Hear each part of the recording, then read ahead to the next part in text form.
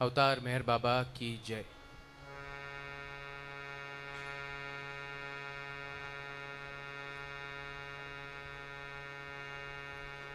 अवतार मेहर बाबा की जय। नमो हे परब्रह्म रूपा मेहर, नमो हे परम देव देवा मेहर, नमो हे परम धर्म मूलम मेहर, नमो हे परम ज्ञान शक्ति मेहर, नमो हे पिता मातृ भ्राता मेहर, नमो हे सखा स्वामी दाता मेहर, नमो स्फूर्तिदाता विधाता मेहर, नमो आत्माराध्य देवा मेहर, मिले जीव कोशी तुम्हारी मेहर से, जले धर्म का दीप तुम्हारी मेहर से, बहे प्रेम धारा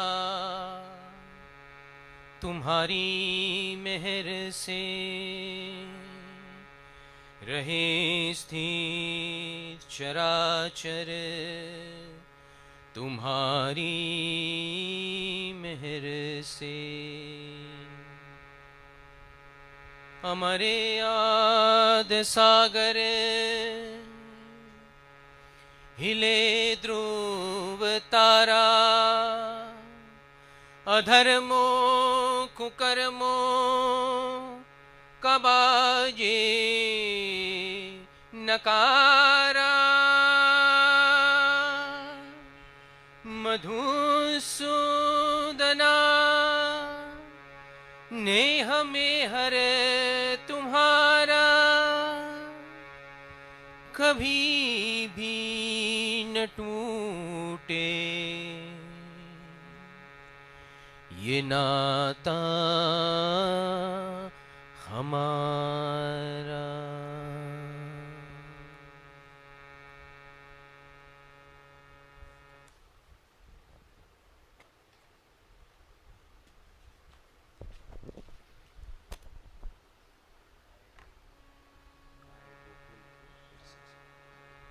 आए रे आए रे आए रे आए गोकुल के फिर से सावरिया, लेके जादू की अपनी बांसुरिया, फिर से सुनाने आए रे आए रे आए रे आए रे आए गोकुल के फिर से सावरिया, लेके जादू की अपनी बांसुरिया, फिर से सुनाने आए रे आए रे आए रे आए रे, जिसने गीता सुनाई अर्जुन को, जिसने गीता सुनाई अर्जुन को, साग खाया विदुर जी के घर को, साग खाया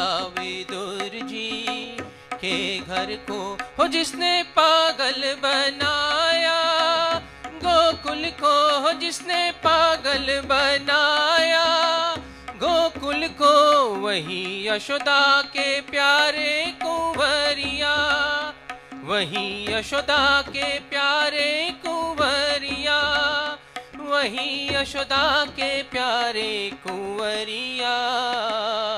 फिर से सुनाने आए रे, आए रे, आए रे, आए रे, आए गोकुल के फिर से सावरिया, लेके जादू की अपनी बांसुरिया। फिर से सुनाने आए रे, आए रे, आए रे, आए रे।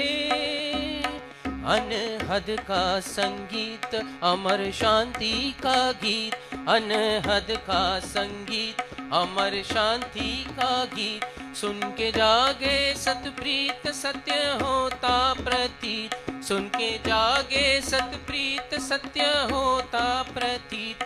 हुई मदहोश ब्रिज की ललनिया, हुई मदहोश ब्रिज की ललनिया। ऐसी मधुर मोहन की ऐसी मधुर मोहन की मुरलिया।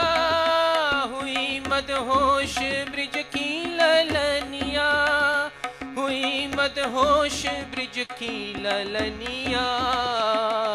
फिर से सुनाने आए रे, आए रे, आए रे, आए रे, आए गोकुल के फिर से सावरिया, लेके जादू की अपनी बांसुरिया। फिर से सुनाने आए रे, आए रे, आए रे, आए रे। हो देखो आए मेहरबा गोकुल को, हो देखो आए मेहरबा गोकुल को। मधुसूदन चलो रे देखन को, हो मधुसूदन चलो रे देखन को। हो धन्य हो जाओ लेकर दर्शन को, हो धन्य हो जाओ लेकर दर्शन को। जिसने दुनिया को सारी मोह लिया, सारी मोह लिया, जिसने दुनिया को सारी मोह लिया। फिर से सुनाने आए रे, आए रे, आए रे, आए रे, आए गोकुल के फिर से सावरिया, लेके जादू की अपनी बांसुरिया। फिर से सुनाने आए रे, आए रे, आए रे, आए रे।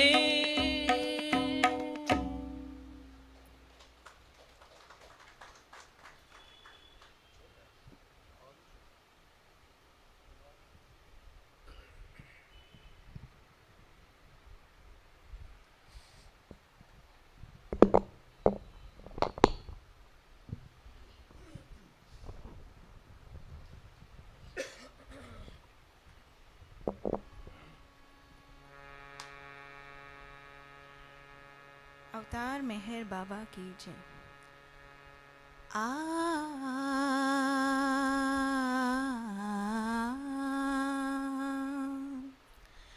शब्द भी खामोश है,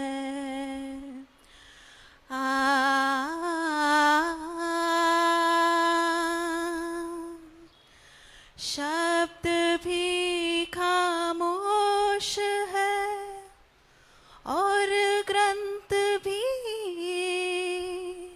सब मौन है।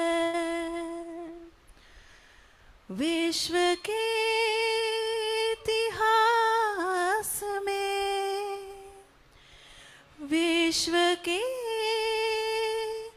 इतिहास में सच बोलता बस मौन है,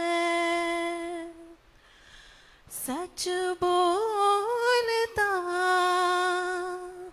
बस मौन है। कौन है तू, कौन है, कौन है तू, कौन है, रहता बस तू मौन है, रहता बस तू मौन है, शब्द भी खामोश है और ग्रंथ भी सब मौन है, कौन है, कौन है तू, कौन है, कौन है तू, कौन है, जाओ काशी चाहे काबा, चारों धाम की सुन लो भाषा, जाओ काशी चाहे काबा, चारों धाम की सुन लो भाषा, विश्व के इतिहास में, विश्व के इतिहास में सच बोलता बस मौन है, कौन है, कौन है तू, कौन है, कौन है तू, कौन है, जो समझ ले मन की आशा, है गुरु वो एक साचा, जो समझ ले मन की आशा, है गुरु वो एक साचा, तेरे बिन ओ मेहर बाबा, तेरे बिन ओ मेहर बाबा, जीवन में मेरे कौन है, कौन है, कौन है तू, कौन है, कौन है तू, कौन है, रहता बस तू मौन है, रहता बस तू मौन है, शब्द भी खामोश है और ग्रंथ भी सब मौन है, कौन है, कौन है तू, कौन है, कौन है तू, कौन है। अवतार मेहर बाबा की जय।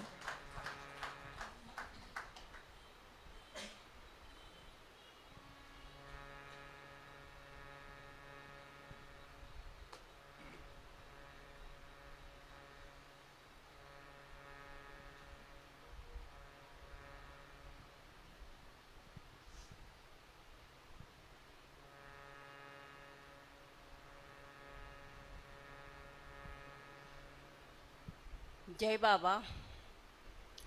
गौ मेहर रे ओ गौ मेहर रे, मेहर मेहर गौ, मेहर मणता निर्मल हो निजाऊ, गौ मेहर रे ओ गौ मेहर रे,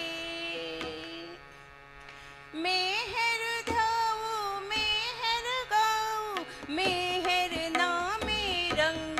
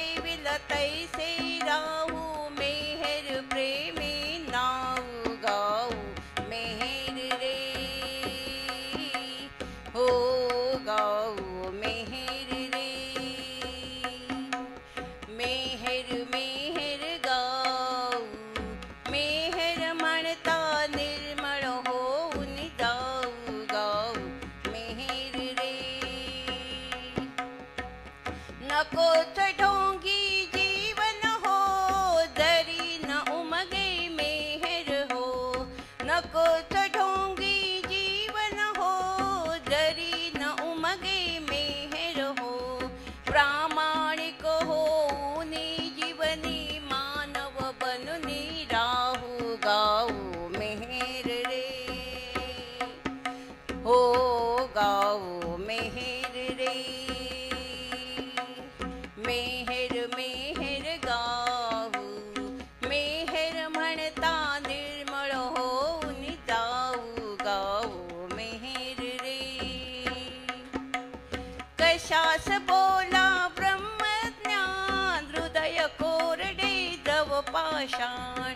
कशास बोला ब्रह्मज्ञान, हृदय कोरडे द्रव पाषाण। मधुसूदना हृदय मंदिरा, पावन करुणी ठेवू गाऊ मेहर रे।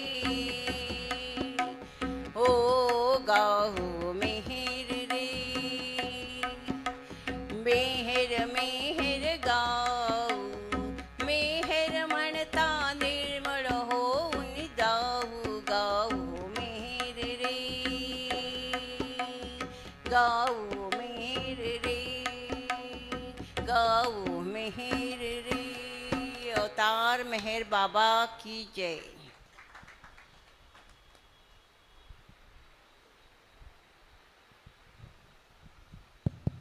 अभी हम लोग बाबा की फिल्म देखेंगे। ये थोड़ी लंबी फिल्म है, इसलिए गाने का सिलसिला थोड़ा कट शॉर्ट कर रहे हैं।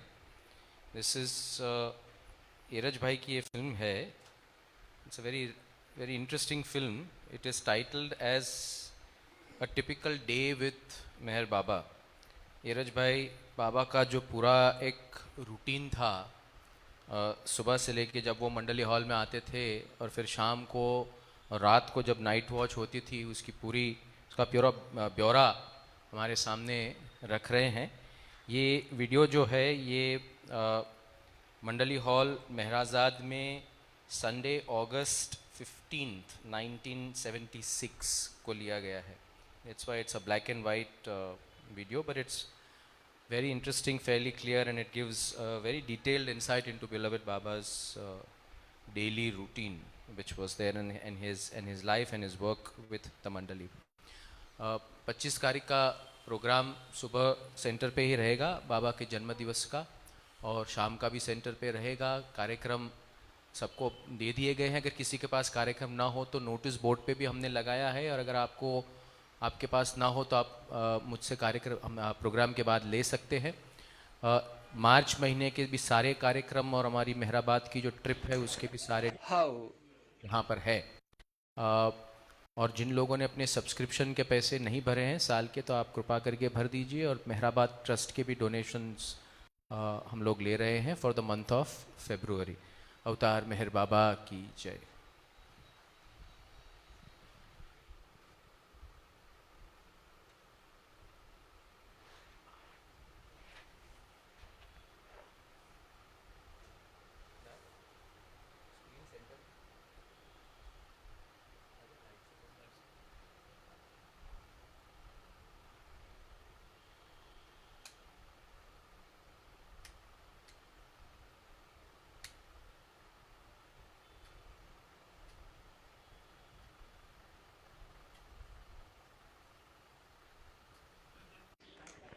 How it would be with Baba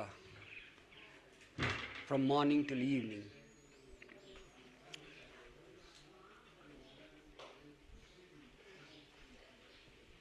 It is so difficult a question to answer, because with Baba it was ever a fresh day.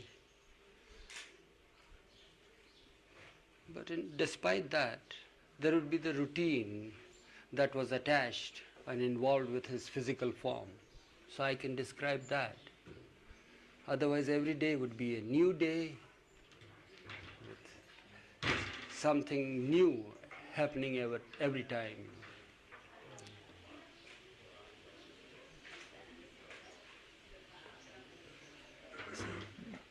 So, well, we'll first of all try to describe, you see, about his beginning the day. Now, how will he begin the day? Is it the day that we begin with sunrise and end with sunset? That would be wrong with him, because his day never began with sunrise and never set with sunset. It was a continuous affair. So we have to begin it with sunset in order to come to the morning hours. Really speaking, he would go for rest, but he wouldn't sleep. The sleep that man sleeps. His sleep was always the awake state.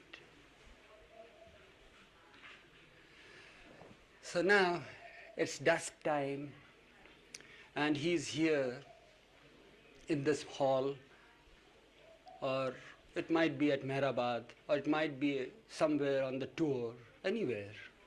Not necessarily he is always here, but this place and the other places here in Mehrazad are his headquarters when he was in Ahmednagar after 43. First, take it for granted that he's here, and the Mandli are here with him.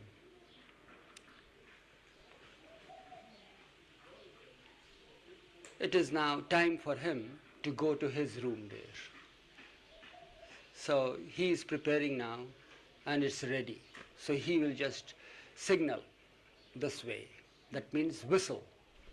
So the whistle from here would indicate that Baba is leaving this hall so that the women are ready now to receive him. So we get up with him. If he has the pleasure to walk the distance, after his accident, I'm saying things about his daily affairs after his accident. So he'll take the support of Francis or Bhau or one of the Mandli and gradually stroll, you see. If he has the pleasure to sit on a chair, that sedan chair that you have with the handles, then he would be seated on the chair. The chair is brought here. He's made to raise from the seat there, put there comfortably, and then he's ready to leave. So we lift the chair, 4 of us, and take him there. In a procession, we go. What if the other people did? The other people would follow him. They'd go, everybody Yeah, would go yeah. to the port. Yeah. In a procession, we'll go and leave him there on the... By the time some of the women are ready there to receive him on the veranda there. So then we leave the chair there, and then we say, we fold our hands. There was no question of saying any Jai Baba to Baba, you see.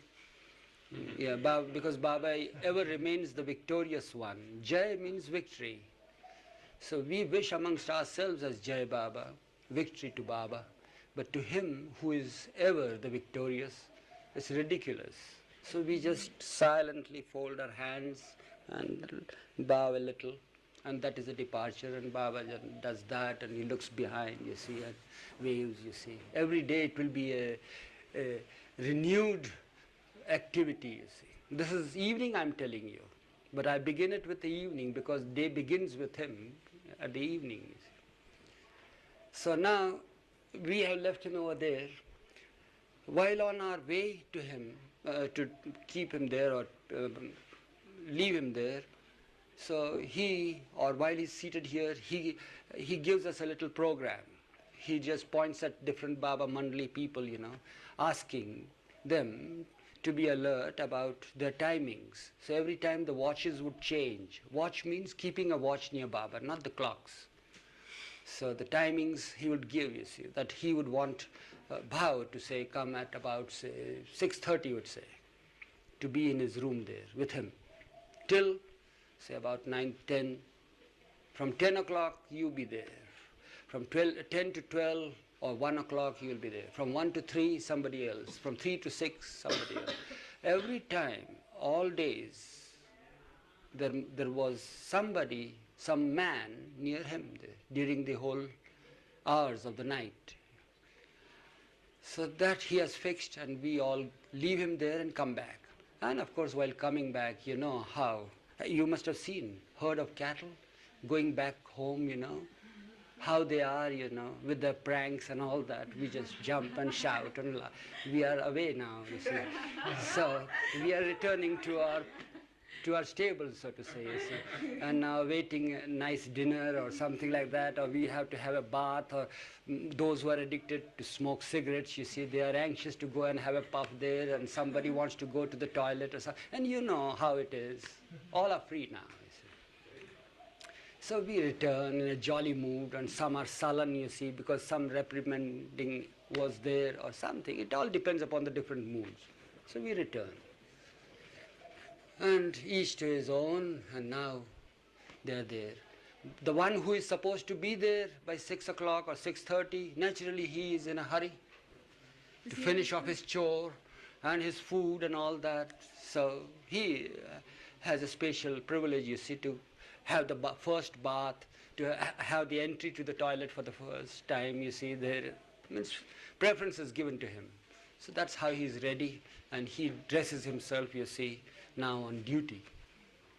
While he is here, he is just without even a t-shirt. But when he goes there in the presence of the Lord now to do his duty, because the day begins, you see that? Although it's night here, earth time, so he's ready with his torch and everything, you see, with a paper and pencil and all that, And now, shirt? and shirt, of course, and nice pajama, But just here- as I'm dressed now, you see. But when you sit here, you don't wear that with him. Yeah, no, there is nothing. It's all very informal there. That's home here, you see. There's the office, the Lord's room, you see. So it might sound paradoxical, but you want to know, isn't it, how we passed a day with Baba. So this is how it is. So don't take it that it's a fantasy or I'm just giving a yarn. It's a fact. So then we are ready now. So take for instance, Bhav is there, who goes. So he's ready there. Naturally, he's, what do you call a horse who is prepared to go? What do you call it? Prancing? No, not prancing. Champing? Champing at the Champing. There. He's there, yes, he's eager, So all of a sudden, there's a bell ringing, you see, and then he starts, because that's the sign that he's That's called. right. Yeah. In the meantime, what must have happened there, we don't know, because we had no entry there, you see, from the time that we left him on the veranda. But I can tell you that what must have happened there, you see, because when Baba is not with the women, it was my chore to look after his body, you see. So what must be happening there is just this, that well, as soon as he goes from there, then he must have had his seat there on the sofa there, in the drawing room. So he sits there, or if he has a pleasure to go straight to the dining table, so he is made to sit there, you see. So Mehra comes and conducts, you see. He takes the support of Mehra, sometimes with money, and the women again in a procession lead him there to the dining hall or to the sofa seat. He sits there. Then, no sooner he goes, he's very particular. He says, well, what's the time now? That was the usual thing. So they see, and it says, Baba, it's about 5:45. What's the food today? What's the preparation, you see? What is it? What have you cooked? He calls Naja, because she is the cook. So Naja goes on describing, I had done this and then. You haven't got anything there, the favorites of his, you see, dishes, you see, which are like bhajia, or say bhaji and dal. So he makes a wry face, you see. Or if it is so, then he smiles, like a perfect person, It's like that. He has come, you see, from here now. He's ready to sit there for his meal. So that's how it is. Then it says, still time there, money, anything new, money, have you got anything to read and all that? So he says, yes, Baba, here is this book or that book. So Baba selects something to be read to him. Then he is conducted to the dining table. Or he might say he would like to be here, and a table is brought there and food is served. Or he might want to go to his bedroom there and sit on the bed there, and the table is brought there to serve and served. It all depends upon the wishes. So that's how it was. And then the food is served. But before he is served the food, you see, like so many others, you see, he is put, what do you call that, big piece of a bib is put around him, because his habit of eating would be just here and there, all the grains and rice and everything would be right on the table, you see. So he'll just do this or nip at this or that and so forth. So the bib is always put there so that his clothes are not soiled, you see, or nothing, no food particles are spread on his body or anything of the sort. So a bib is always put there. So he eats. After washing his hands, of course, he's particular, or the women are particular, or we are particular that he washes their hands. So that is common. Then he eats his food. While he is eating, he just distributes a morsel here and there. See how does it taste? It tastes nice. It's good. Naja, it's perfect. You've done well. Or it tastes insipid. What's this today? You've forgotten this or that. You see? It's like that. So it goes on, just as ordinary human beings. But he being perfect, it is so natural for him to be so. That's how we found, you see. Although he was God-man, God in human form, yet he was so natural, so much a man, that we never found anything unnatural there, what he did, you see. So that was taken graciously, you see, whether it was a praise or whether it was just a pointing towards a sort of a slip made by the cook or anything like that. And then Mani would be reading things out, you see, and he would enjoy the reading. He might ask her to repeat a particular paragraph or something like that, and that's all over. Then he's ready now, washes his hands and all that, and he's in a hurry now to go to his bedroom, say. So he is conducted there. As soon as he is being conducted to the bedroom, as I told you, the bell rings. And here, Bhau is waiting there, naturally goes there. So he goes there, and Baba is found seated on his bed there. So sometimes he's so absorbed, Baba, with what we don't know. So when we enter, it was our habit to open the door very quietly and enter the room. So he's seen there, you see. So naturally, depending upon his mood, we just remain standing. So after a few minutes, maybe 2 minutes or 5 minutes or anything, then as if he takes notice, you see. So he looks at us, at somebody who is there deputed for the duty. So you come, what's the time? So time is right, perfect, everything's perfect. Then Baba goes on, you see, seating and chatting, anything. How was the day, what had happened to that person and that person, or anything like that. Or when Bhav is there, Bhav is interested in ghazals and poetry, so he might dictate some lines, with rhyme. Bhav finds it difficult, you see, to rhyme a certain line, so Baba prompts him with a proper word or something like that. And it goes on. There's a natural flow of conversation and all that. It's getting dark now. Now, would you tell us how you would talk with Baba? In our own language. No, but I mean, he would gesture and you would say what he said and then you'd answer what you said? Yeah, the thing is that whenever he gestured, it was not taken for granted. What we had to do was to repeat his gesture. Out loud? Yeah, it was not an answer. First of all, whatever he said had to be repeated. And then we had to answer. You see that? So how would that go? Baba would say that, well, have you written that couplet? Did you remember, you see, the word that rhymed with that? So naturally Baba would say, the word that rhymed. Yes, Baba, I have got that word now. So that's how it would be, you see. But you wouldn't repeat the whole thing, but just the essence. Yeah, the essence. Or sometimes it might be the whole thing. It depends upon what the subject is. Yeah, how complicated a subject is, you see. So it's like that. In order to ascertain for oneself what he says is right, whether we are interpreting it correctly, so it is necessary. So we repeat it halfway or the whole sentence of it. So then it goes on. Then, of course, Baba says it's time now, he would like to retire. So then, of course, every time, invariably, every day it was. So now, you tell the person, you see, keep your eyes wide open, don't make a noise, don't budge, sit down quietly, be at one place and all that. So it would be, yes, Baba, yes, yes, yes. And then Baba would just lie down in bed, you see.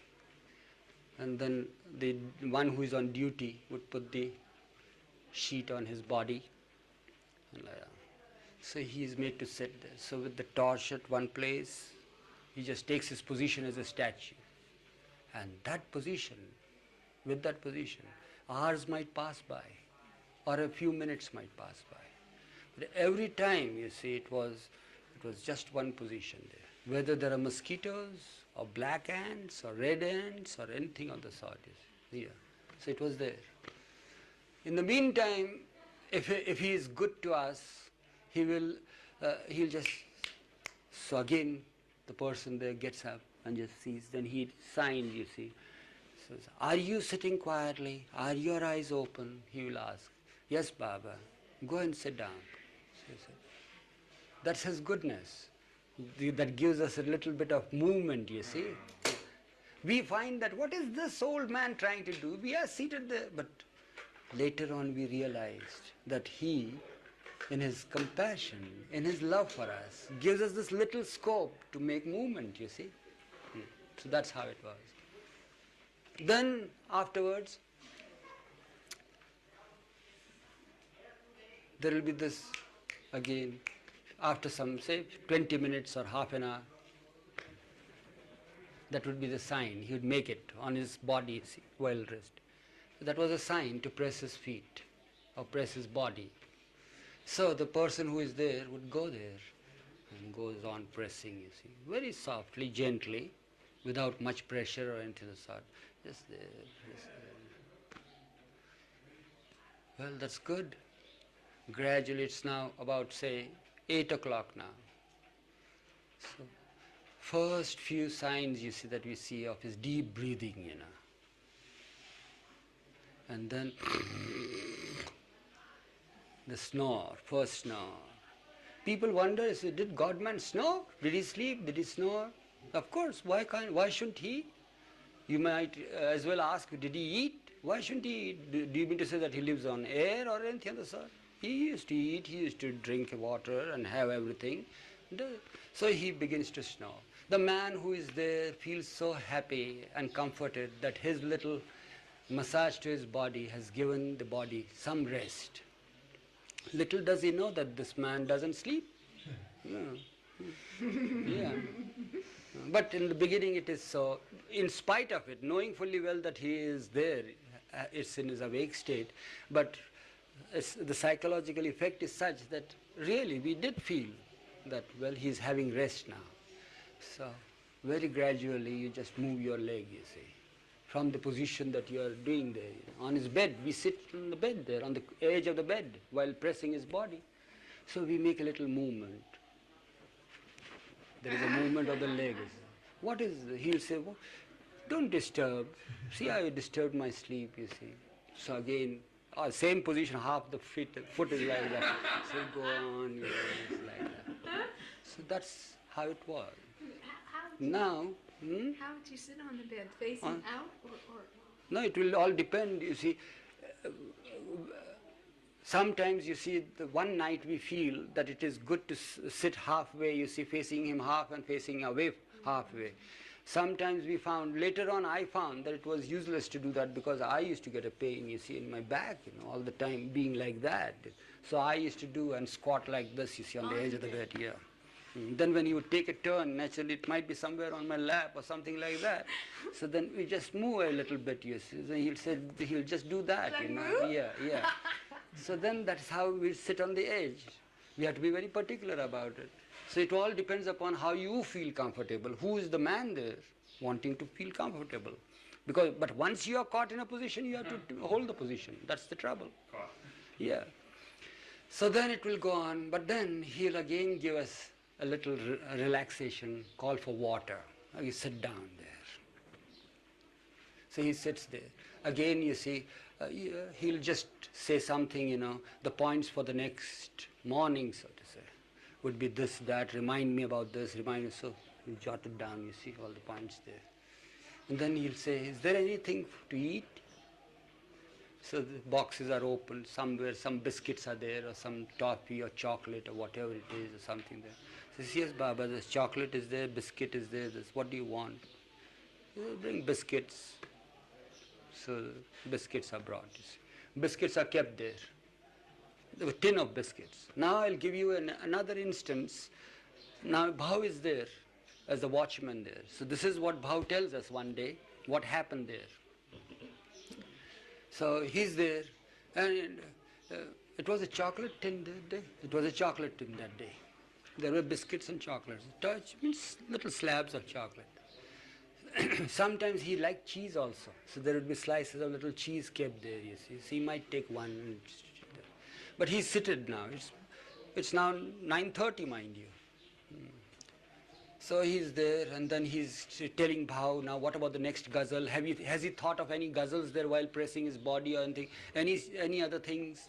So while he's having something, he goes on eating. But this happened one night, and it's a very important thing for you all to know. So what happened was this, that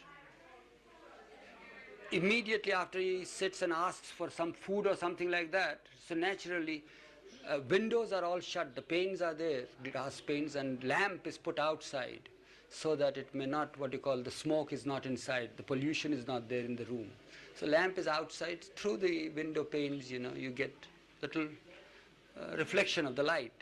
So something happened, he put the tin on the bed there, and immediately thought of something, with the window, trying to remove the curtain to get the light inside, because we need light to see his gestures. So he went there. In the meantime, the lid of the tin box, very tiny tin, it fell while his legs were there, dangling from the bed, it fell on his foot. And he made such a row about it. He says he's so much hurt he's so much hurt, the pain is so much pain, unbearable pain, I can't bear the pain, and all this. So he tells Bhav how foolish it is for him. Could he not have put the tin or the lid properly? He is not taking any care and all that. And the pain is unbearable. And then he just refuses to eat, and he leaves the whole thing back and says, tell it. Then he again goes back, you see, to sleep there, and puts we put the cover, Bhav puts the cover on, and again Bhav goes and sits quietly, and he says, keep your eyes open and do not budge and all that. Again, after 2 minutes, he gets up again. He says, do you know how much pain you have given me like this? How much I am suffering here? All this suffering. Could you not have placed the tin properly and all that? Oh, Bhav accepts the fact that, well, it was his mistake, Baba. But how is it possible, after this was repeated half a dozen times, mind you, Bhav starts thinking, how is it possible for the omnipotent to feel hurt and suffer for just the tin that has fallen there? And it's very light in weight, it hasn't given any wound there or anything. Why is he going on pestering me like that? So the mind starts working naturally. Human mind is there. So it is like that. So then it so happened that, well, after a long time, now it's his time to go. Somebody is to be relieved now. He is to be relieved by somebody. So there, at the time, Baba says to him, what are you thinking? Nothing much. But what is that little that you think? So, nothing. He says, no, tell me, what are you thinking? Come and sit here. What is it? So he says that, well, my thoughts are there, that you take upon yourself the suffering of the whole universe and all that. If you can't bear this little hit from the tin, how is it possible to have the suffering of the whole world? You can't bear. You say that you are hurt here, and you have so much pain, and you can't bear the pain and all. What is all this? So then Baba smiles. Had he not given us that indication there that night, today we wouldn't have been able to tell this story to you all of his being the perfect person, a comforter, a perfect guide, the redeemer, and everything. So he laughs at Bhav and says that, oh, you madman, what are you talking about universal suffering? That is nothing compared to the suffering that I am having today, you see. That universal suffering is nothing. That pain that I am having, you see, because of my universal suffering is nothing in comparison to this hit that I have got it. Who are you after all to question such a thing, you see? Haven't you surrendered to me? Aren't you my slave? He says, yes, Baba, I am your slave. He says, if you are my slave, and slave indeed you are, and I am your Lord, so it is my bounden duty to extract perfect work from my slave. So what pains me is not the hurt, that hit that I got it, is but your carelessness in putting this lid there. You should serve me as a slave, and diligently you should serve me. Be very practical about everything. Had you put the lid properly in its own place, or removed it and kept it there and just kept the box there, I wouldn't have had that. Your carelessness is the pain and suffering that is much more than my universal suffering and the pain. So it is my bounden duty to draw your attention to it, because you are my slave and I am your Lord. So it's my duty now. So I tell you that. So then Bhav realized it and kept quiet. He says, what's the time? It's time now. In the meantime, the other one who was champing at the bits, you see, his time has come. So he enters with a torch and all that, you see. Very softly opens the door. So Bhav is there in a sullen mood. So he looks at him. Then he gets up. And Baba is again in bed now by this time. The door is softly open. Somebody else enters there. Bhav softly goes out, you see, without making noise. And just the man takes his seat there. And he knows that he has not to make a noise. So he sits there. In 2 minutes or 3 minutes, again Baba is up there. What's the time? The time he looks and says, 10:42 or something like that. So Baba says, keep your eyes open, don't stir, don't budge and all that, be seated there. You see, I haven't any rest, you see, I want to rest today and relax. Don't disturb me. Yes, Baba. That's perfect. So he sits there, you see. And it goes on and on and on and on. Everything is quiet there. Nothing budges, no noise. The silence of the room is so perfect that the man himself is afraid to breathe, you see. It is so true, I tell you. Yeah. He can't make the slightest noise. Nothing is stirring there, you see. But the deep breathing of the Lord is there. And now this man, it's winter time, say, he has the urge to piddle. And then he tries to control, and he sits quietly. And then he is thinking now, when will the good Lord get out of his sleep and call me so that I can request him to go out, you know. When he's just waiting for that moment, when he will get disturbed from his sleep, you know. There is an instance when he is all out to give him comfort and sleep, you see. This is now see, this is how the variations take place in one's mind, you see. So, after some time, again there is that. So he is very eager now. He goes close to him. He says, before he is seeing to Baba's gesture, may I go out to piddle, Baba? So Baba says, go and come back soon.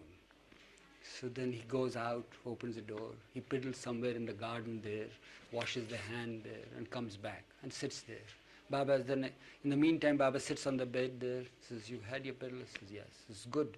Never try to suppress it, you know, when you want to go and for your toilet or piddle, never do that. It will affect your health.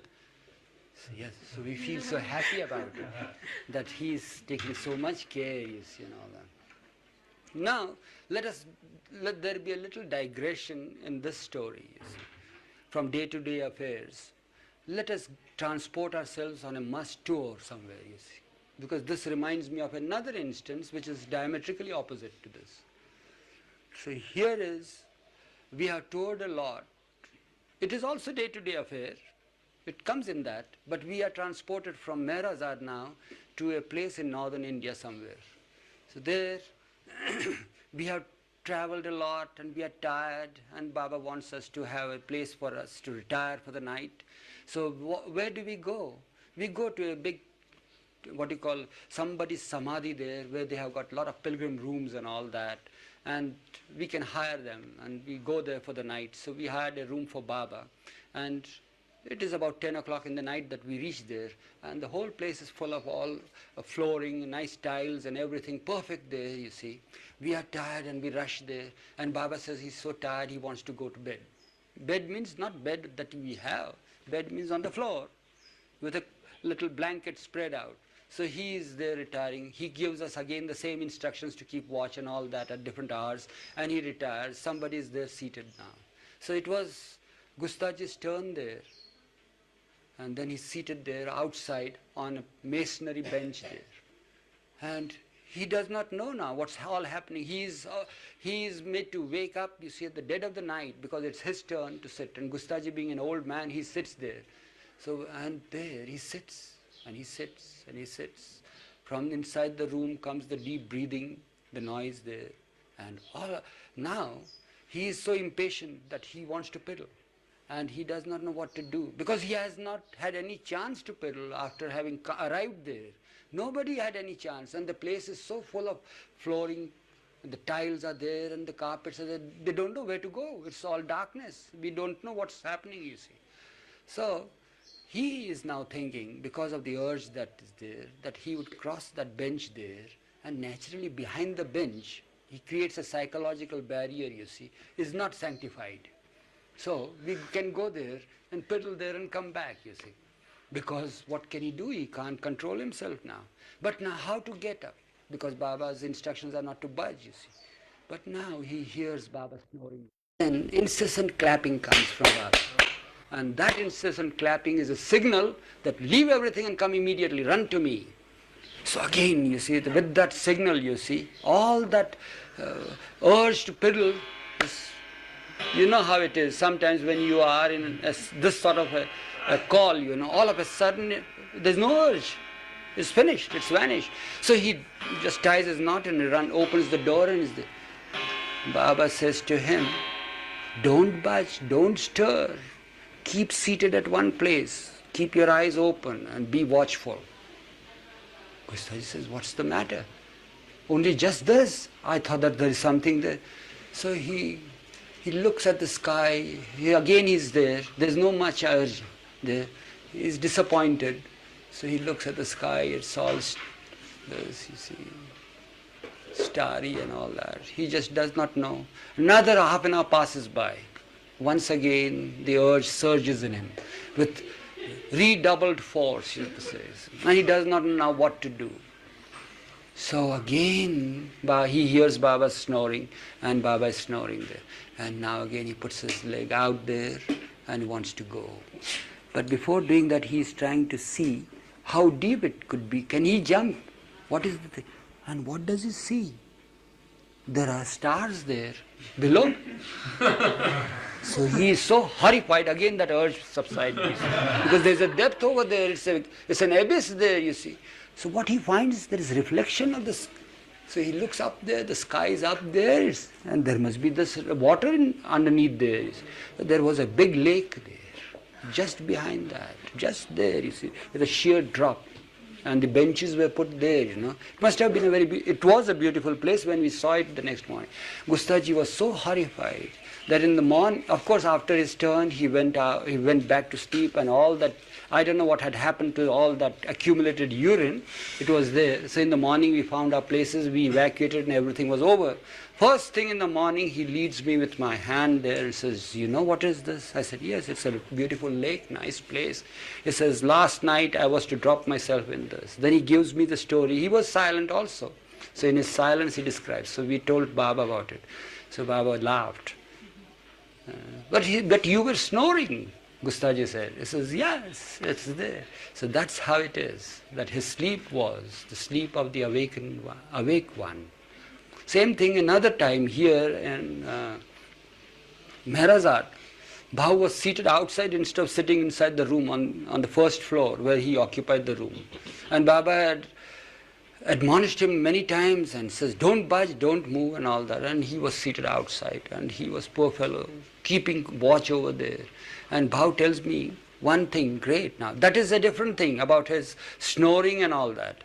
Here, Baba is resting there. He is confident that he is resting. Hours had passed by. Many hours had passed by like that. He was having pins and needles, unbearable. So, with the deep breathing, all what he did was he was sitting like this. And hours had passed by, and this had become numb totally. So what he did was, he just did this. And immediately there was a clap. So he goes inside. So Baba says, I told you not to budge, why did you do it? So that's another sign that there are no barriers, you see, for him. So these are the days with him, you see, that we get confirmation, you see, of who he is in the night. That is the day, office hours, you see. Yeah. So this is how it is. So now it goes on like that. Then somebody's turn comes and the whole night passes by. Every now and then there are these interruptions or these intermissions of rest, so-called rest. And in that we learn our lessons, you see. So it's now time, early hours of it's the dawn now, you may call it. And again, you see, the last watch is there. It's time. So Baba says, what's the time? It's there. He says, press the body. Usually my turn would come in the early hours of the morning, say from 4 o'clock onwards. So then I would massage my body and press it hard and this and that, and just circulation is there and everything's there. Now it's time and all that. So there, of course. So Baba says, now you leave. So I go. So there's a bell there. So he puts the finger there, the bell rings. That's a sign that the women can come now. So they come with the paraphernalia. See, Mera goes there, Mani goes there, the Serrano and others, the water basin and all sorts of things, pots and pans and all that.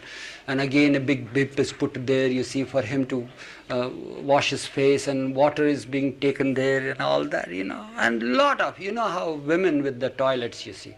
And, well, Baba, the beloved, is there, so he must wash his face properly. And now, what is to be done now? So his routine was, somehow or other, it so happened that he got stuck, you see, with foreign's toothpaste for a long time. Have you heard of foreign's toothpaste? What? Foreign's. Foreign's, it's good for gums, they say. So that brand of toothpaste somebody must have brought sometime. So Baba, naturally, because he brought it with all love and all that, says, it's good, very good. But, so all thought that, well, he liked foreign's toothpaste, you see. Not forgetting that it was brought with all love and Baba accepted with love. But then it so happened that Baba is trying to praise his love, Baba is trying to, register his love. In doing so, he gets himself caught. People think that he likes this brand much, or he likes this much, and that is his preference. You see, that's how it is. So foreigners got stuck, you see, for years together. And it was World War II also, and there were no foreigners, but they said that foreigners must be brought. So somehow or other I used to collect foreigners toothpaste for him. And because collecting means what? Not hoarding or anything else, because the way he would use, the tube would be given in his hand, you see. You know how a person just tries to squeeze the tube. Just gradually you get a film out of it, or a little roll out of it, or whatever you call it. But here you just press it, you see, and the whole thing would come out. So it would, you'll put all that, you see, and then just keep it in the mouth like that. So sometimes when I would be on tour, I said, Baba, don't do that. We don't get foreign now toothpaste, as if he needed all that, you see. So that is our foolishness. Now I realize all this, but we were so practical in those days, you see. Now I realize what has happened, you see, to us, and what had happened to us, you see. As ordinary human being, the dealings with it. I'd say that this is not the way, Baba. It's wastage. Why do you want? No, he says, give me that toothpaste. So that's how it is. So that's how and now we realize that he must be teasing us all the time, you see, or giving us a scope to go out in the market with all that thought that we must get it for Baba, Baba, Baba. One way or the other, by hook or crook, he made us remember him. Yeah. That's his way. That's how he works. That's how the master works. You see. Was he neat when he did it? You know? Yeah, neat. Well, I mean, when he put it. He won't eat it. He would keep it. Was he neat or was he sloppy when he put it on the toothpaste? You know, What do you mean by neat? Like a baby. Yeah. No. But then he'll just go on, you see, rubbing his gums or mouth or anything like that. He had teeth. Some of the molars were there at the time, Corey. Yeah, he was asking me. So he would just rub there and keep it in the mouth and then gargle. And of course, like a baby, you know how it is, then he will splash water and wash his face and soap. Another thing, another brand, again same thing. For many years, Cuticora soap, toilet soap, was the brand that he was using, you see. So we would go out, all out, you see, to get Cuticora, you see. And that's how it was. So these were the two that lasted long, even till the very end, most probably. Till somehow or other it was switched over to which one was that Ranavas would bring? Rana? What do you call? No. What do you call that? Big ones, you know? Ivory? Yeah, well, not ivory. There was something, you see. Keme, right. Keme, yeah. That was in the later years. Keme, that's right. How do you know that? I heard that. You heard that. So that was how it went on like that. So then, of course, with all that water, warm water, lukewarm water, he will first feel the water, you see, whether it was proper temperature. So then, of course, the water would be poured. Not that he could not take it, not that he could not wash his face himself, not that he could not do it, but he used to give us rare opportunities to serve, to be right, to be one pointed in our duty and attention to him. So these are the things that we realized gradually.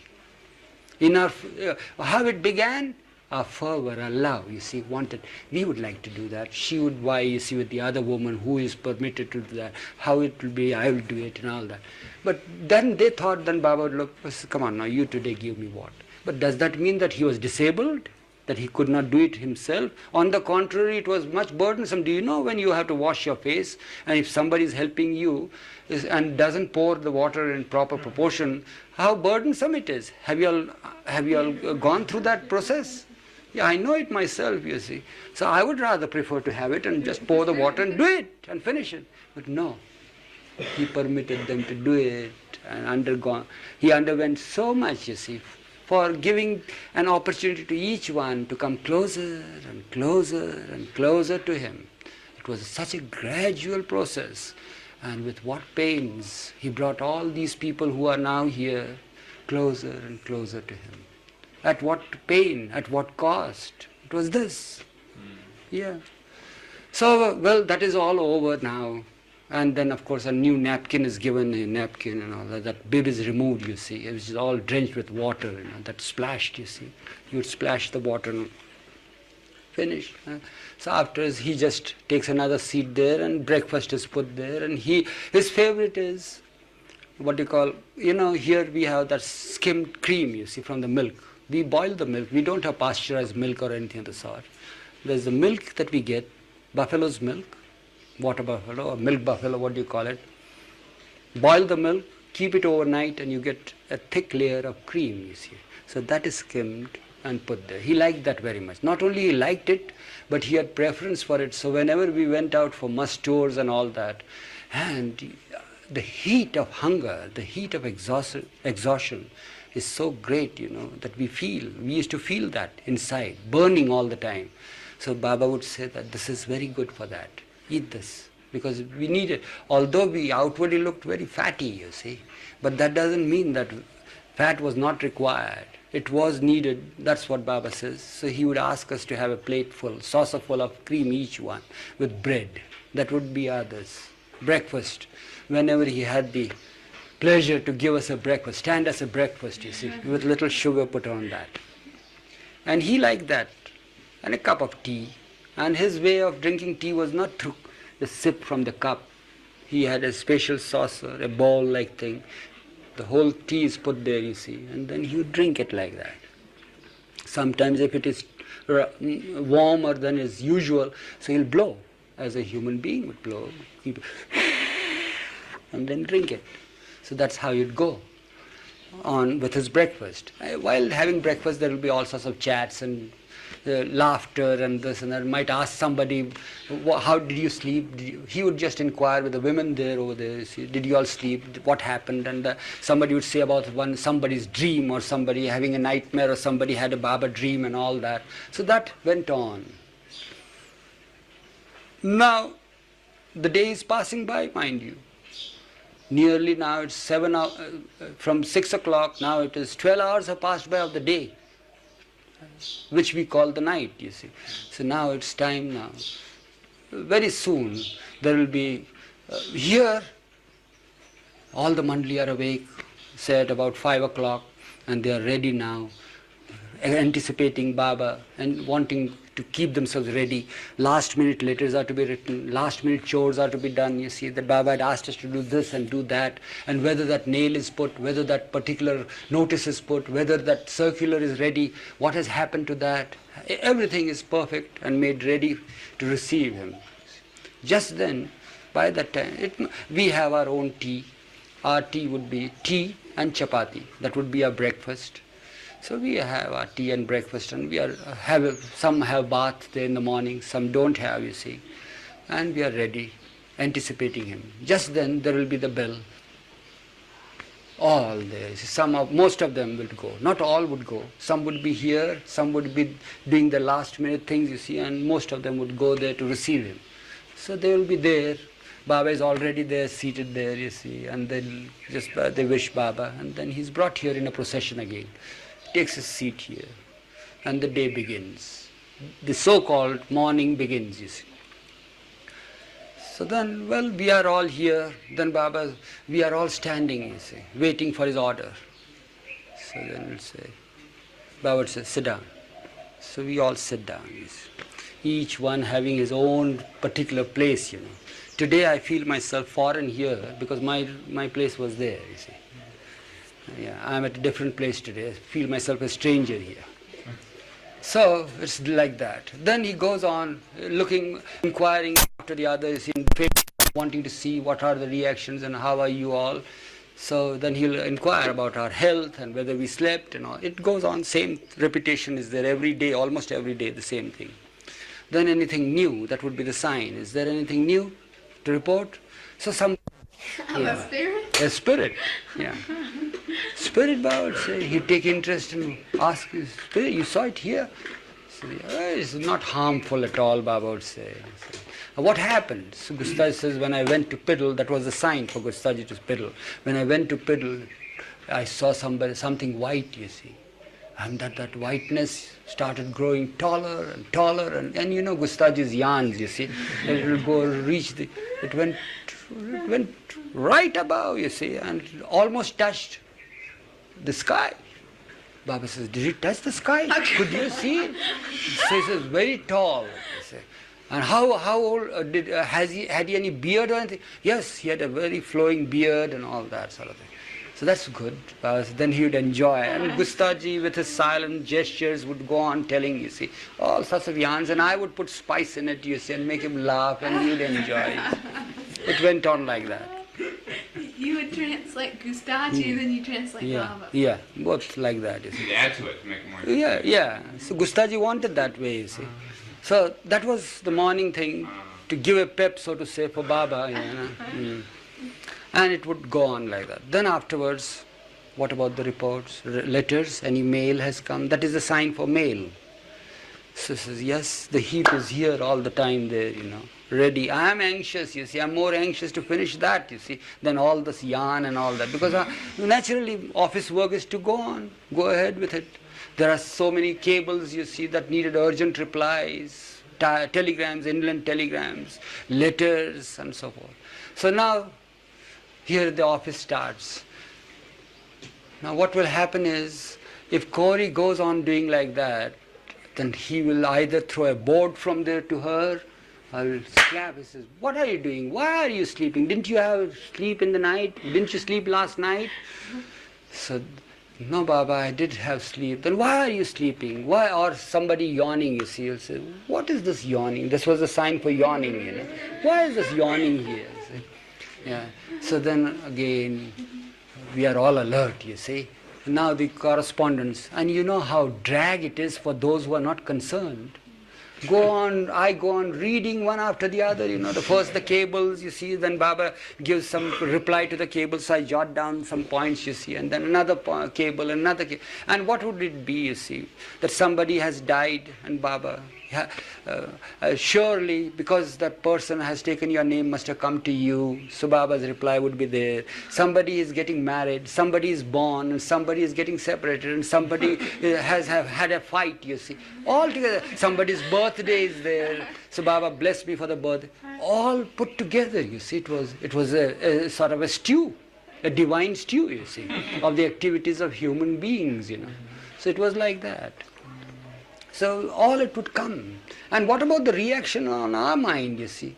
The reactions on our mind who are directly involved with such a thing is how ephemeral the whole thing is. How stupid, insignificant, you see. The whole panoramic view that comes before us makes us feel how stupid the whole affairs of the world is. That was the reaction that we used to have. With that, naturally all the letters are read, then the reports would come, one after the other, the reports from the centers, you see, would come, pour in, you see.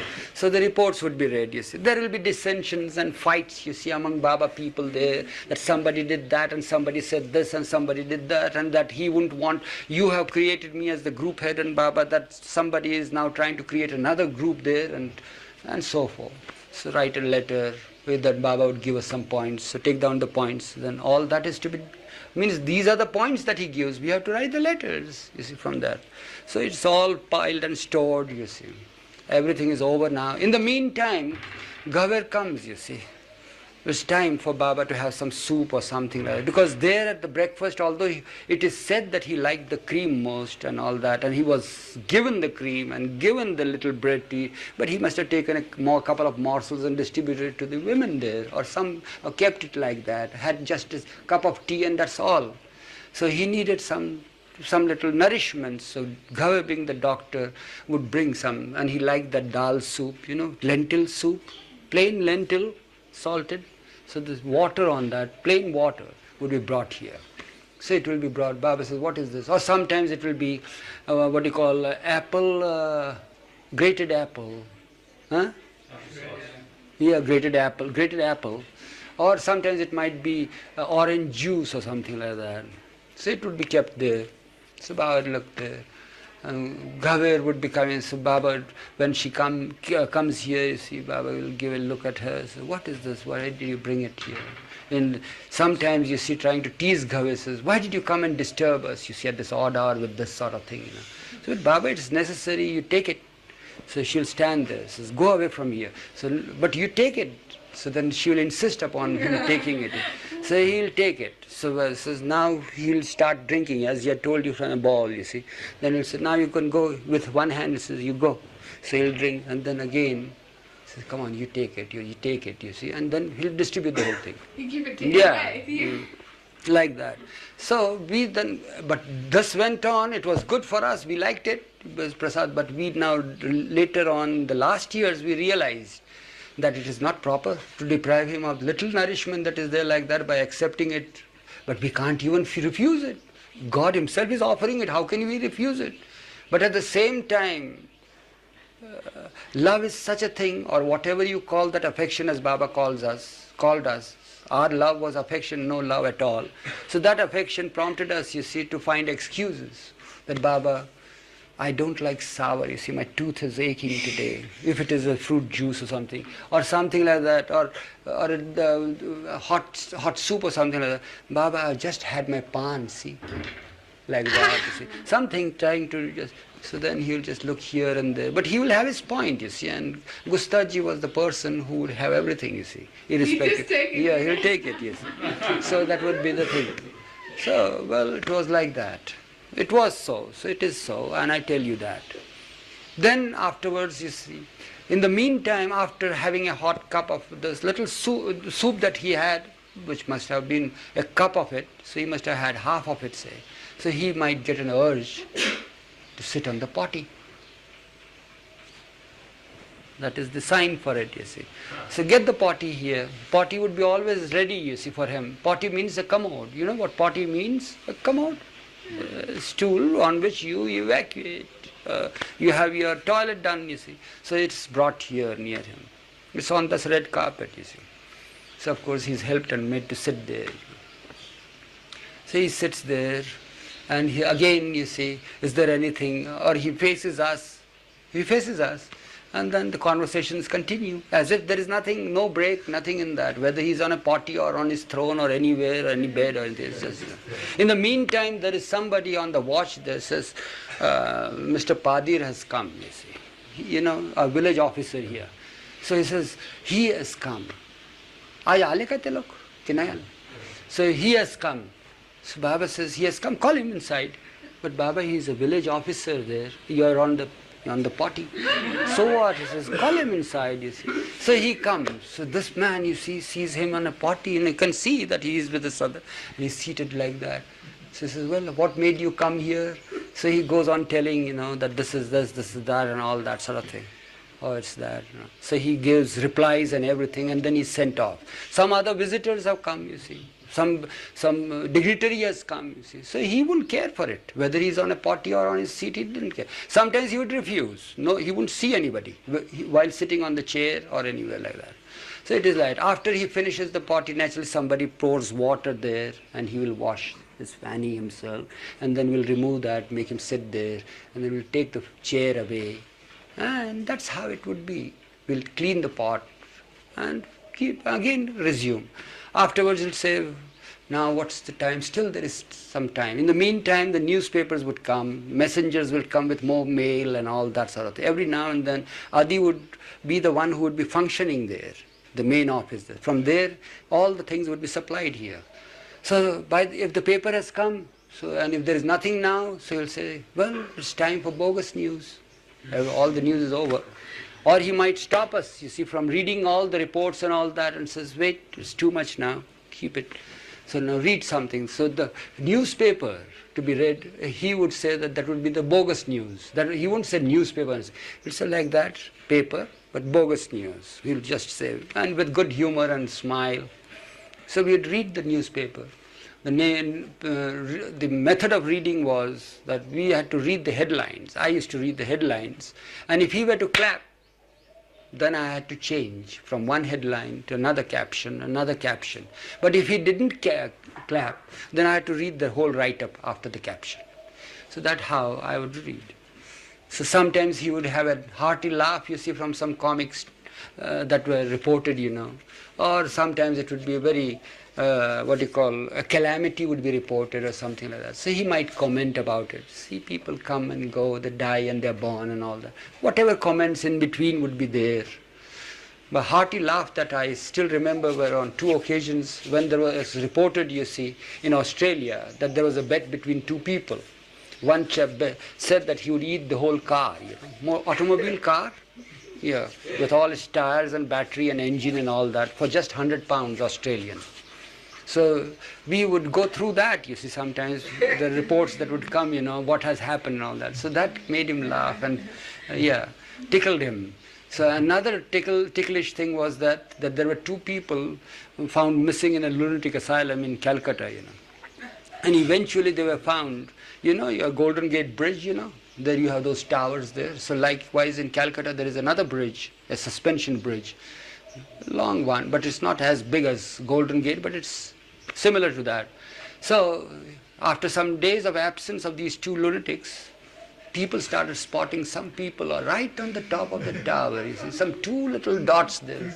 So they started looking, you know how crowd is, you see, when two people start looking up, there are four others collected, and 40 and 400 and 4,000, so there was a road jam, not knowing what to do. So they started looking, you see, through binoculars, and they found two men were there, you see. And then they started bringing in something more to find out what are they doing there right on the top of that. And what they found was that they were playing cards right on the top. So Baba himself expressed a great intrigue. He says, but how could the cards remain there in that height? How could they play it?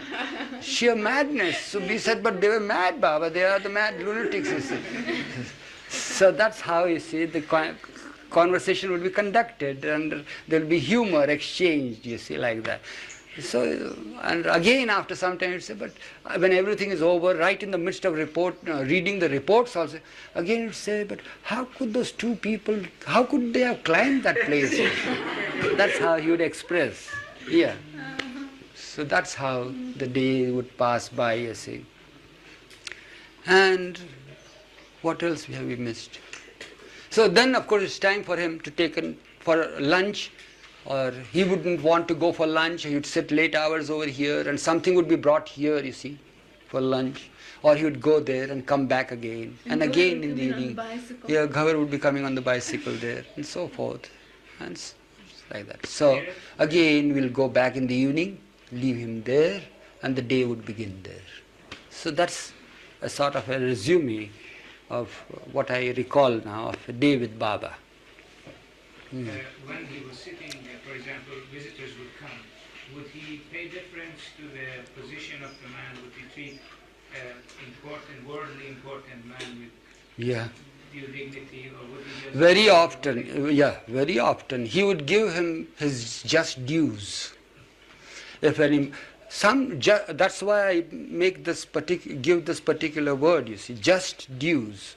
And very often, almost invariably, but not always, we would find that he is given his just dues by making him sit close to him or making him feel comfortable. If he's old, he'll be made comfortable on a seat, on a chair or anything like that. Or if he's a dignitary, he would be given due, respect. He would receive the man with such a gesture that we would also go out of our way to give him due respect and all that, make him sit and make him feel comfortable. He would either come down to the lowest level with anybody coming here, or he will rise himself to higher level for anybody as a dignitary would come, whatever it be. Yeah. There will be ministers coming. Yeah, there will be the president of the Congress coming, you see, to him. So it will be there like that. But they themselves would keep at a distance. They would want, Baba never said that offer a chair to that person, you see. If he comes and sits down on his own near him as we sat, it's well and good. But if he were to just fumble, you see, and look where the chair is or something, then Baba would say, give him chair. Why? What are you looking? He's such a big person, you know, digging, giving a sort of a dig there. Such a big person has come and you sit quietly, give him a chair. He wants a chair. You see that? That's how he would do it. So we'd run and give a chair and make him sit comfortably. And then Baba says, are you comfortable? It's all right. Now, come on, now what's this? If he sits, then he would say, well, after the person would go away, say, see how humble he is, holding such a high position. Like the Congress leaders would come. Congress president had come, you see. He would sit on the ground. So see how it is. Such leaders can conduct the masses, you see. They are the right people, he would say. But then some odd officer would come, you see, with little mustard in his brain or something like that, you see. So Baba would cater to his need. But when he would leave, he says, of what use holding such a high position? When he does not know how to carry himself properly. It's like that. So such comments would come and go. I still remember Kirpal Singh had come to Baba, you see. He used to come quite frequently. So on one occasion, the last occasion was at Guru Prasad. So he came with his followers. So he, of course, with due respect, bowed down to Baba, and Baba made him sit there and all that by his side. And all of a sudden, these devotees were standing there. Baba signals them to sit down, but they remain standing and they're looking here and there. So Baba says, what is it that you want? So he says, there is a nice sofa there. Maybe lift for him and bring it. So Baba says, yes, bring the sofa there. So they tried to lift the sofa seat. You see, there was in Guru Prasad, it was all furnished, you see. So they tried to lift the sofa. So when they were lifting the sofa, Kirpal Singh turns to them and says, what are you all trying to do? This is my place here. So it was Kirpal Singh who stopped them from doing that, you see. So Baba patted him on the back and said, you're right. Tried to get Connie Bear in the house of the collector, of the district. This is 54. Yeah. Now what had happened is that your point, see how it is brought out now. What happened is Baba was very happy that collector did not come and see Baba or anything, but her person, so to say, was just there, foisted on this collector families. And well, the collector accepted it with being a Westerner, a lady, and an oldish lady. It was good. Baba liked it. Baba appreciated it without telling him anything. Well, next day there was the darshan program. So, you know Pukar, what tendency he has. He has a sort of an eye for equality. And he was formerly that revolutionary, you know. So, and everybody must have equal status. No, there should be no differentiation of status or anything. That's his mentality was at the time. And it was for the first time that he had made arrangements for Baba's darshan and all that on his own. Formerly he was much against Baba. So now he is there, and Baba is made to sit on a chair, and that chair was also a rickety chair, because what need is there for the godman to have the best of the chair, yeah, and so forth. So such were the ideas. So these people were squatting on the earth, bare earth, mind you. Now Connie Bear, collector, and his wife, they all come to attend. It was his goodness to have come there. Collector is supposed to be the king of the place, according to the revenue department here in India of the district. He is the governor, he is a sort of a governor of the district, you see. So now he comes, they are standing. So Baba tells one of us, who were with him, says, get a bench or something like that, make them sit down. From he is giving darshan to the masses there. There he is telling us to do it. So we go out somewhere, you see, and run and bring a nice bench and make them sit with due respect. Pukar didn't like it. He flared up. So naturally, in the midst of all that crowd, he saw that there was a preferential treatment given to these people, but he wanted to point out to the masses. He had different notions. He wanted to point out to the masses that the God-man is such that he doesn't differentiate between mankind, you see. And it was shattered. His whole image was shattered here, you see. And what had we done? So Baba tells him, keep quiet, calm down, you see. So he just gulps, you see, down, you see, that intolerable attitude, you see, of Baba's people to make them comfortable and all that. And he sits there, he's out of mood and all that. So after the crowd left, so he says, do you mean to say that because they were the collectors and high officials or dignitaries and his wife had come, that I wanted them to have a preferential treatment? You thought that, isn't it? He says, yes. You thought that you wanted to tell the people that how, in presence of Baba, there is no discrimination whatsoever. It's so true. Your thoughts are right. But do you mean to say that the discrimination was shown because of their dignity or their position? No. I wanted them to be repaid. I wanted to express appreciation for what they had done for my lover in Connie Bear. Without my asking them, they had become the host for her. So haven't I, being the Lord, a little, liberty to express my appreciation there and call for a bench to make them sit down? He was so touched by this. He says, I'm so sorry to think differently. He says, yes, that's my gesture. Let them feel homely in my presence. Their ways of thinking, their ways of sitting, their postures, they can't sit with like you see, and squat on the earth like that with their trousers on and clean-cut dresses and all that. They can't sit like that. They would want to sit like that, but they won't be comfortable. Their attention would not be one pointed on me. What is needed is that they should be with me when they are near me. But they will be uncomfortable all the time thinking about their comfort. So you should have these little discriminations, you see, not because of their position or they are great or anything of the sort, but from different angle. Whether they are comfortable, whether there is any appreciation for anything that they have done for my work. I don't want to carry any debt on my head. I always discharge my duties, you see, and just appreciate whatever is being done. That's what he had said that day to Pukar. Eruch, what was it like to try to give Baba a bath in the later years? Yeah, so it was bath, you see, in later years, the last year, you see, he had stopped taking bath or anything. So it was very difficult for us.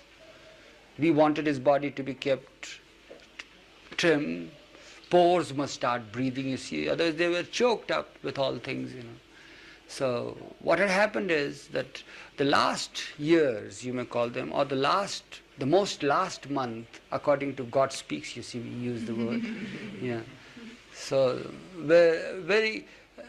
you see, were months, you see, where we were very much concerned with Baba's body, because he neglected it mostly, the last years.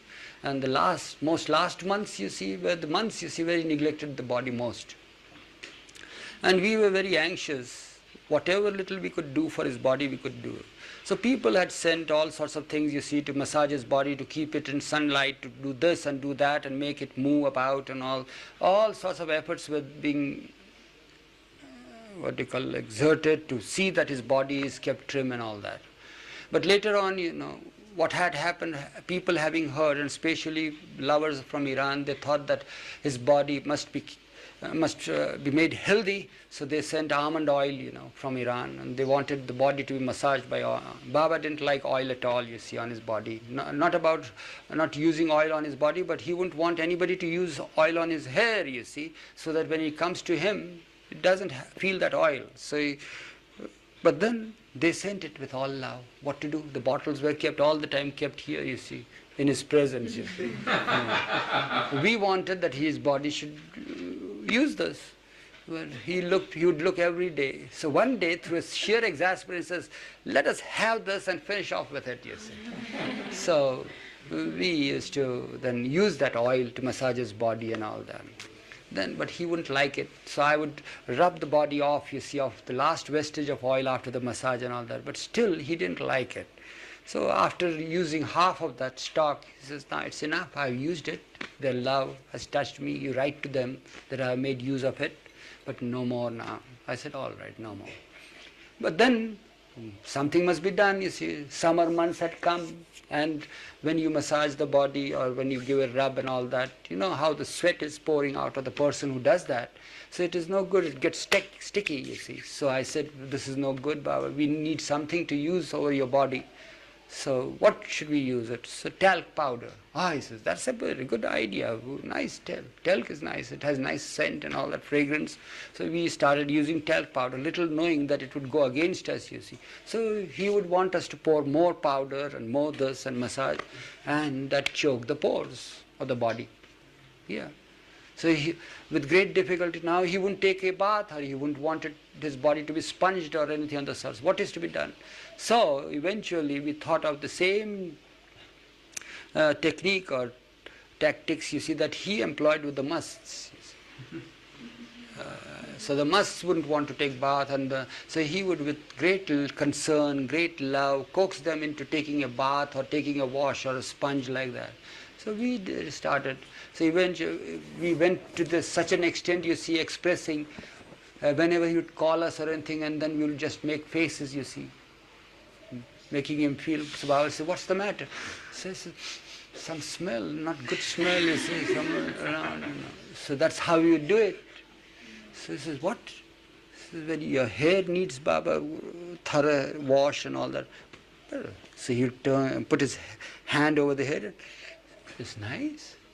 And so true, his body would smell like a baby's body, you know, that milky smell, fragrance would be there from his body. How much time would elapse between baths? This is, I'm telling you, when he had not taken a bath for a year, nearly a year. So he says, no, it's all right. Do you think that? So he'll then rub his behind the ear, you see. No smell. Do you get it, see? He says, yes, it's horrible. So then he would call, he would just ask us to ring a bell, you see, and call Ghaver from there. So Ghaver would come and say, yes, Baba, what do you want? You remember some years ago, one of my lovers had brought a bottle of scent for me. It must be lying there. Ask Mehra to get that bottle. So the bottle of scent will be brought. So he'll open. See how nice it is? Yes, Papa, it's good. We all like scents. So he tipped it like that and rubbed it like that. And then he says, put it here. So we kept it here. It's still there. That bottle that he had last used is still there in that blue bus.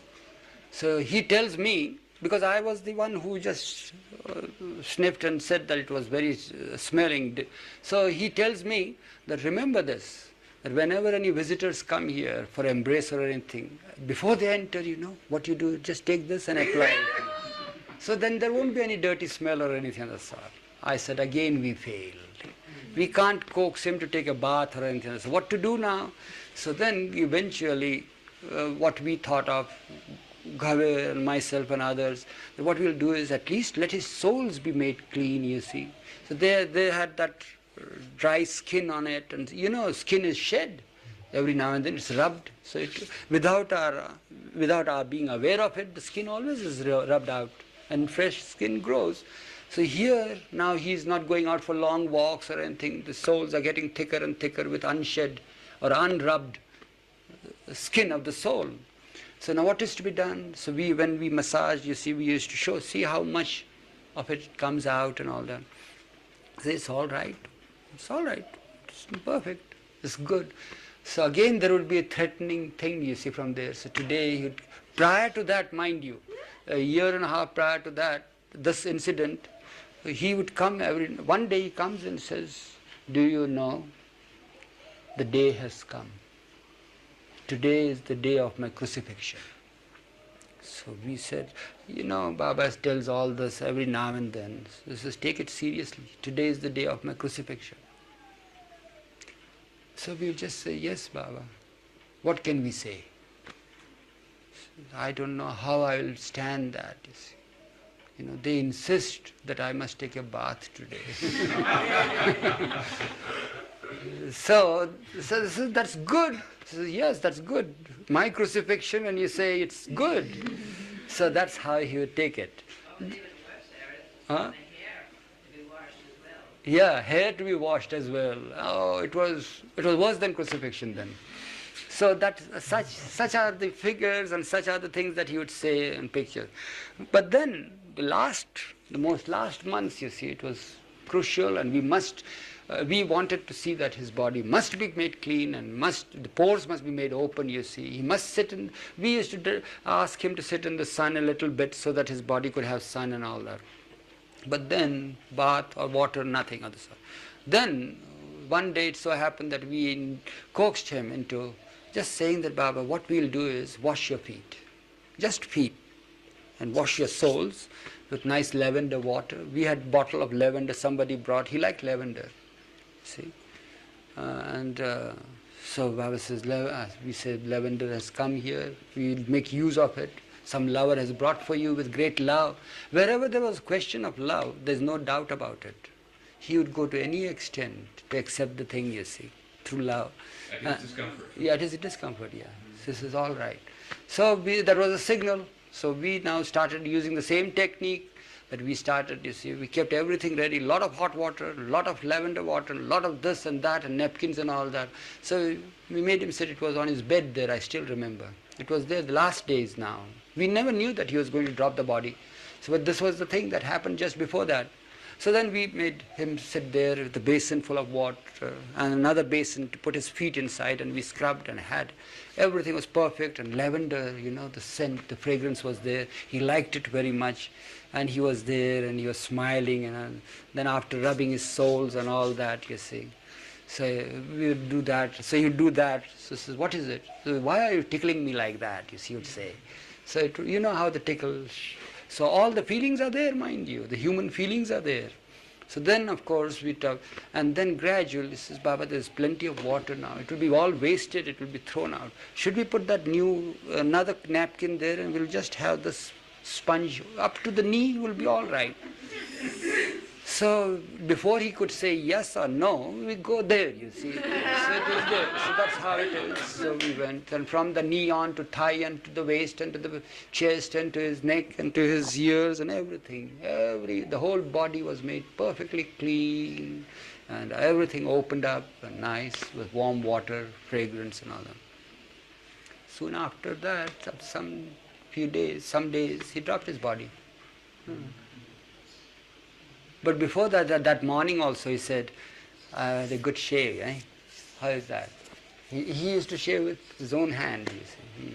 That's how it was. So that's how it is. You once said that he just liked to be in his underwear and his shorts, and you had to dress him for people. And Yeah. No, not always. In the Sometimes. summer months, mostly, you see. It would be, and when he is with the mandali, he would be there on his shorts there, you see. Yeah, as we call it chaddi. Yeah, you know what chaddis are now. So he'd be there without any sadra or anything of the sort. And if visitors would come, he'd ask them to come inside. They'll come, they'll go. With us, it didn't matter because we were all like that. All of us, almost all, except Gustaji and Kekobad and all, you see. They had that little, what do you call, Aversion. not aversion. It's a sort of a respect. They would, for Baba's presence, you see. We had lost all that sense, you see. That respect, or whatever you call it, we were like dumb animals, really speaking. Yes. But we knew one thing, that whatever he made us do, we did it with all our heart and soul. He got it done. We never did it, really speaking. So they had that little sense of respect, decorum and all that, you see. So they would come with the dress and all that. Or howsoever torn and patched it is, but they would come with their coat and pajama or trousers and sit, you see, like that. The older generation. sometimes you told the story of how Baba would sometimes call the Mandir to look at this padi, after he used it, and None. Sometimes, when there would be, so much has come out, I feel comfortable now. You see how much it is. Yeah, he would make us sometimes, very rarely, not always. And one of the women Manli was saying, or you were talking about how sometimes he'd eat so little and so much would come out. He would say that. Ah. Yeah. So now you got the Chinese out. yeah, he would say that at that time, he will say, well, let us have the Chinese out, like that. You mean when the war was on? Yeah, at the time of invasion. Eruch, what happened during the Israeli war with the Arabs in '67? What was going on? Was newspapers coming in regularly about the war? Yeah, it was there. He would read, he would hear that. Sometimes he would just give a casual remark. And usually about, at the time, who was the commander with one eye? Moshe Dayan. Moshe Dayan, yeah. His exploits on the war fields, you see, how his spontaneous act, you see, of just paralyzing the other forces, you see, with one sortie of his planes there, you see. So you just comment about it, see how he uses technique and all that, this war strategy and all. That's Do you all. seem to take sides? No, Favorites? no, nothing. Now, let me remove this garland, eh?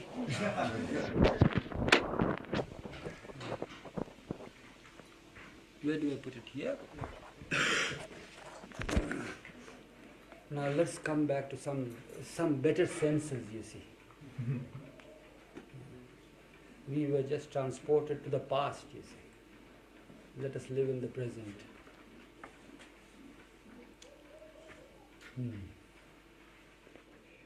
The vowel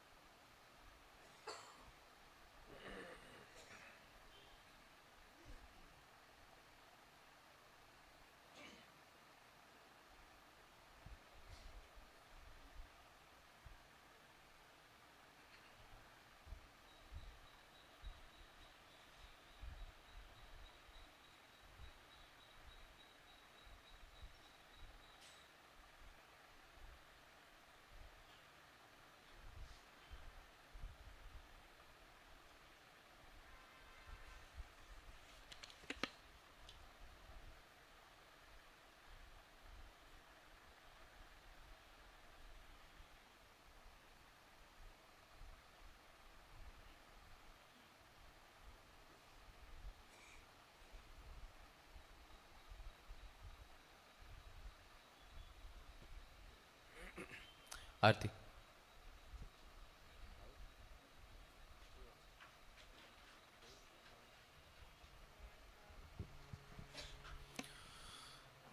O glorious, eternal, ancient one, your face is a bright, transcendental sun. Lighten this dark world and the tears I weep.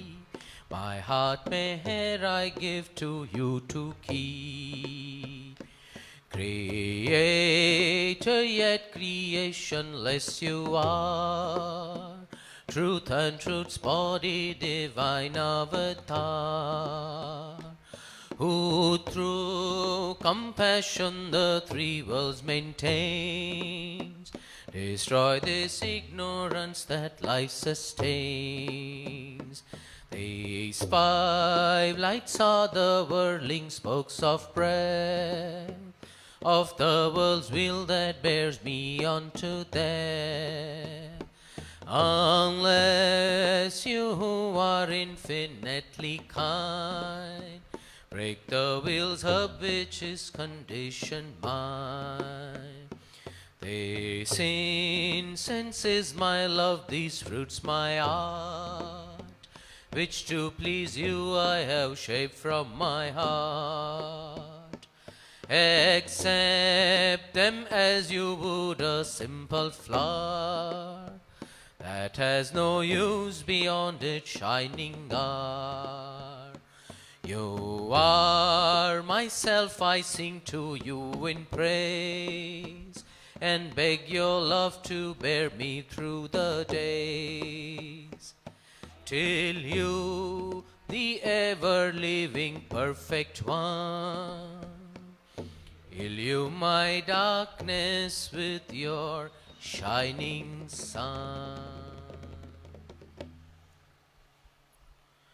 Bujave nar zahlatni ekar kud ratne farmatu chalagi आश भक्तों ने के बख्शे नूर ईमान तू अयामुर शद मेहर बाबा चरण पर तुझ न धरिए sir खुदा ना जात थी वाके फतह बैठो मेहर बातू तुझे मालिक हकीकत नो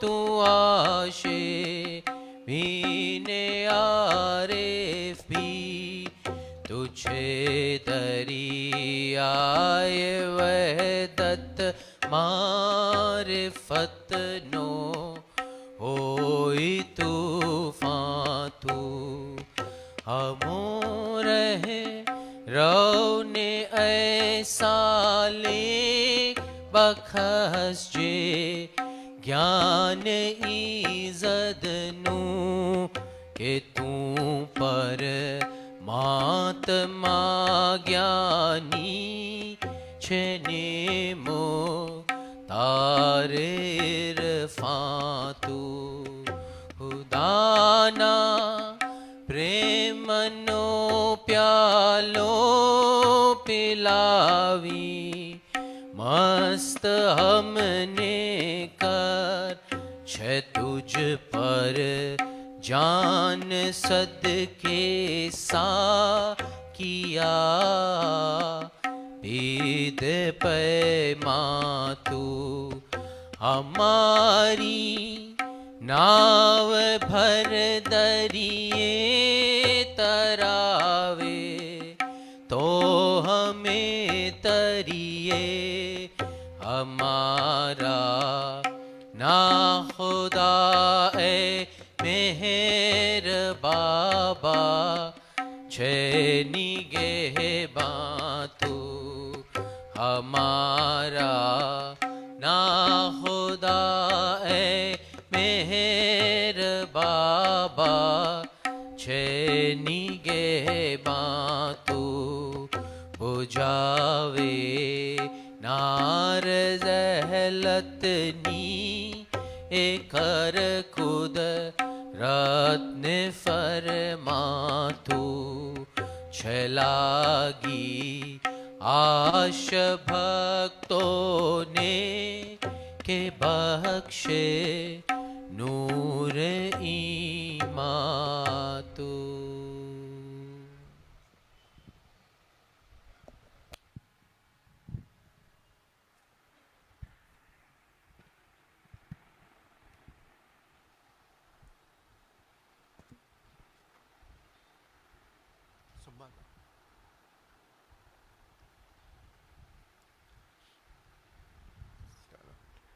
अवतार मेहर बाबा की जय।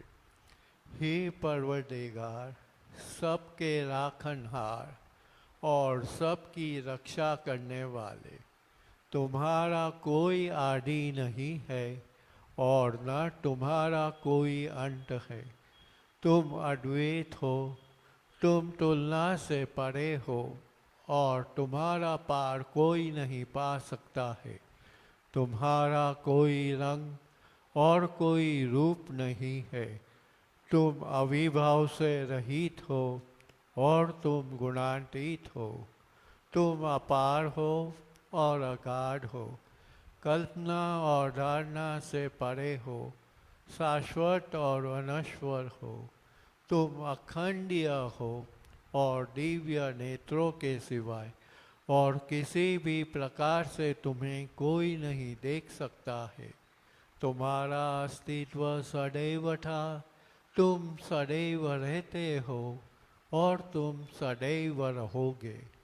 तुम सर्वत्र हो, तुम हर वस्तु में हो और तुम हर जगह से परे तथा हर वस्तु से परे भी हो। तुम आकाश में हो और पाताल में हो। तुम व्यक्त हो और अव्यक्त हो। तुम सब लोगों पर हो और समस्त लोगों से परे भी हो। तुम तीनों भुवनों में हो और तीनों भुवनों से परे भी हो। तुम अगोचर हो और स्वतंत्र हो।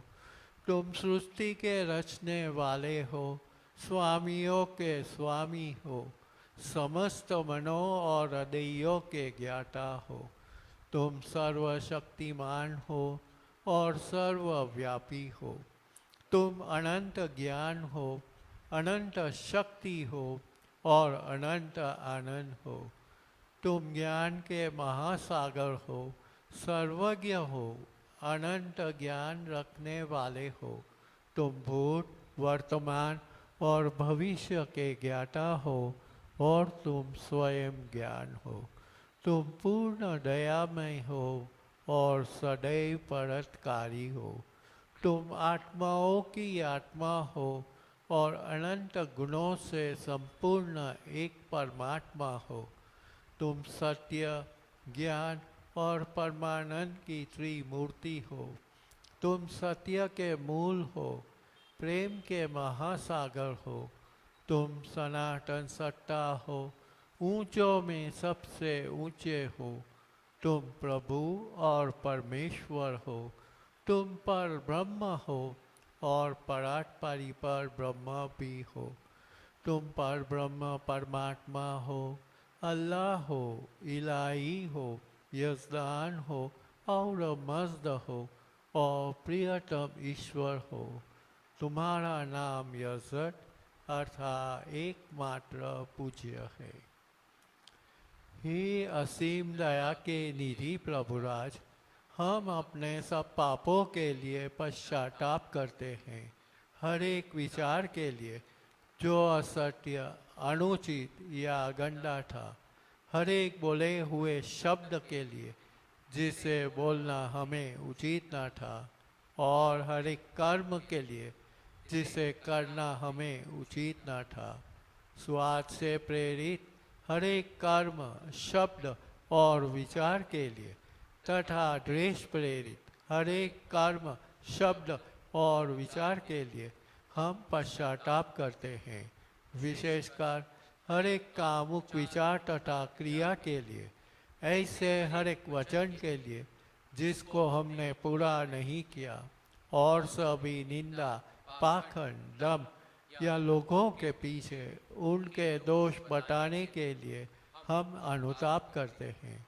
और खासकर दूसरों का नाश करने वाले हर एक कर्म के लिए, दूसरों को दुख देने वाले हर एक शब्द तथा कर्म के लिए तथा दूसरों पर दुख गिरने की इच्छा करने के लिए हम अनुताप करते हैं। हे प्रभुराज, आप हम पर असीम दया करके हमारे किए हुए पापों को क्षमा कीजिए, और वैसे ही आपकी मर्जी के अनुसार विचार करने में, बोलने में तथा कार्य करने में जो हमारी असमर्थता सदा रहती आई है, उसको भी क्षमा कीजिए। यही हमारी आपसे प्रार्थना है। प्रियतम परमात्मा, हमारी ऐसी सहायता कर कि हम तुमसे अधिक का अधिक प्रेम करें, और अधिक और अधिक, और फिर भी उससे भी अधिक प्रेम करें, जब तक कि हम तुझ में मिलकर एक हो जाने के पात्र बन जाए।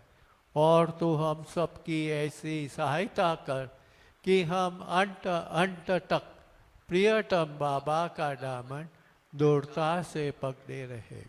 अवतार मेहर बाबा की जय। अवतार मेहर बाबा की जय। अवतार मेहर बाबा की जय।